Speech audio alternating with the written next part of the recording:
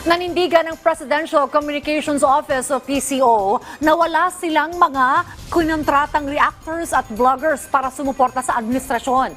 Kasabay niyan, tiniyak ng ahensya na may mga mekanismo na sila laban sa pagpapakalat ng maling impormasyon. Si Mela Lesmora sa report.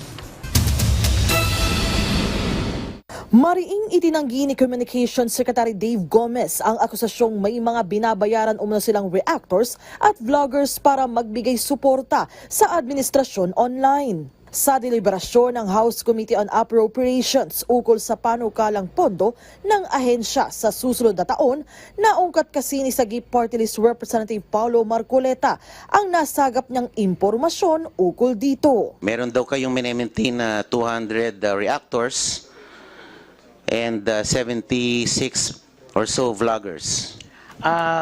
To that point, Your Honor, we don't maintain reactors and vloggers.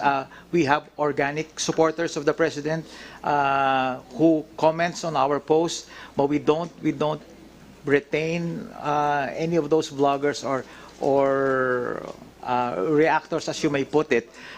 Those are organic, real people commenting on our posts, commending the activities, the programs of the President, and they are by no means employed by us. Para sa taong 2026, higit 2.8 billion pesos ang hinihinging pondo ng PCO, kasama ang attached agencies at corporations nito. Sabi ni Secretary Gomez, gagamitin nila ang naturang pondo para mapagbuti pa ang kanilang serbisyo, lalo na sa pagpapaabot ng tama at maasahang impormasyon sa mga Pilipino. We will strengthen our coverage of the President's local and international engagements, ensuring timely, accurate, and relevant information reaching our citizenry.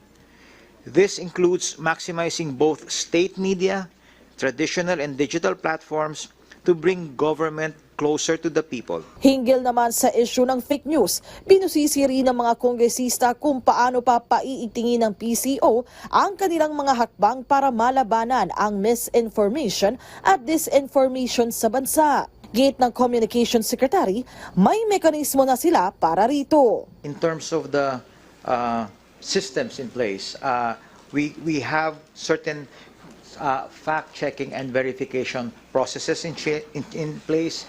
We have our media and information literacy campaign and the digital governance and unified messaging platforms. Full force ang mga opisyal ng PCO sa talakayan at kasama sa mga humarap dito ang pinuno ng inyong pambansang telebisyon o People's Television Network Incorporated na si Network General Manager Maria Lourdes Chua Fagar. Matapos ang higit 2 oras, agad na ring tinapos ng komite ang kanilang deliberasyon ukol sa panukalang pondo ng PCO.